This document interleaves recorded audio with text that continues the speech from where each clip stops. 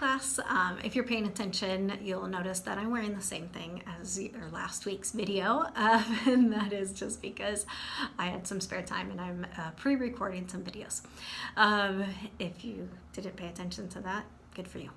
I wanted to talk to you a little bit about your abstract that you're working on. You have a rough draft due this week, and then I believe it's next week that you'll turn in the final draft. Most of you should be aware of what an abstract is. All those peer-reviewed journal articles that you found for your topic all most likely had an abstract. It's a really great way to understand what the whole journal article might be about in order to know, should you keep reading, is this applicable? So that's basically the idea of this abstract for you, to give the reader an overview of what your whole paper is about, what you found. So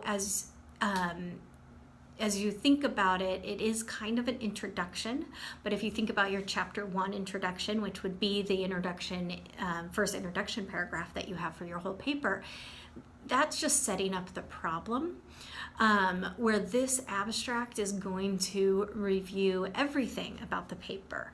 So you have some samples in the modules, and there's also a distinct way of formatting this that's very different than the typical formatting. So I will be looking at the formatting of this, and you might as well format this rough draft in that distinct way, so that you know that you're doing it correctly, and I can give you feedback on that.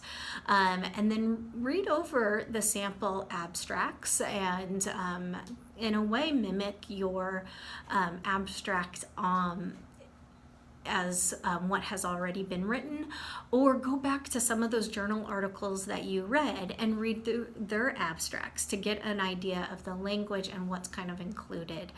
I mean, a basic way to do this is set yourself up to write a sentence for every paragraph that you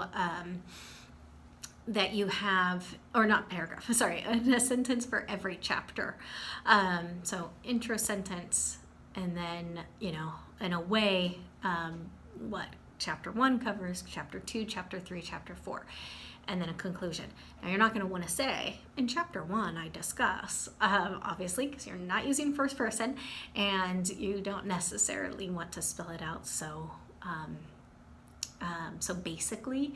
So just talk about in a way, but that's kind of a good outline to get you started, and then write it in a better way without saying in chapter 1 for all of those sentences. So hope that helps, and so go ahead, give it a shot on your rough draft. As you know, I'll give you feedback that then you can go ahead and put into a place for your final draft the next week. Okay?